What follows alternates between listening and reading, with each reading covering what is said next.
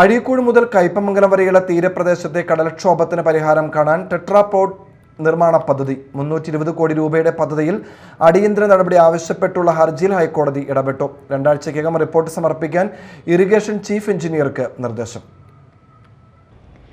അഴീക്കോട് മുതൽ കയ്പമംഗലം വരെയുള്ള തീരപ്രദേശത്ത് രൂക്ഷമായ കടൽക്ഷോഭം തടയുന്നതിനായി 320 കോടി രൂപയുടെ പദ്ധതിക്ക് അടിയന്തരമായി അംഗീകാരം നൽകണമെന്നാവശ്യപ്പെട്ടുള്ള ഹർജിയിലാണ് ഹൈക്കോടതി ഇടപെട്ടത്.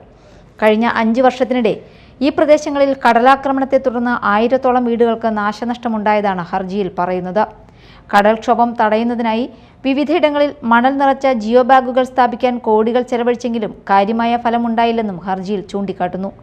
ഇതിനിടെ കടൽക്ഷോഭ മേഖലകളെക്കുറിച്ച് പഠനം നടത്തുന്ന ദേശീയ കടൽത്തീര ഗവേഷണ കേന്ദ്രം പ്രദേശത്ത് പരിശോധന നടത്തി.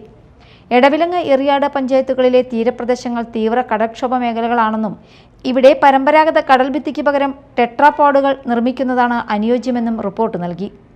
ഇതിന്റെ അടിസ്ഥാനത്തിൽ 320 കോടി രൂപയുടെ പദ്ധതി നിർദ്ദേശം സമർപ്പിച്ചിട്ട് 3 വർഷം കഴിഞ്ഞിട്ടും തുടർ നടപടികൾ ഉണ്ടായില്ലെന്ന് ചൂണ്ടിക്കാട്ടിയാണ് എറിയാട് മത്സ്യത്തൊഴിലാളി ക്ഷേമ സഹകരണ സംഘം സെക്രട്ടറി EK ദാസൻ അഡ്വക്കേറ്റ് ഷാനവാസ് കാട്ടകത്ത് മുഖേന ഹൈക്കോടതിയെ സമീപിച്ചത്.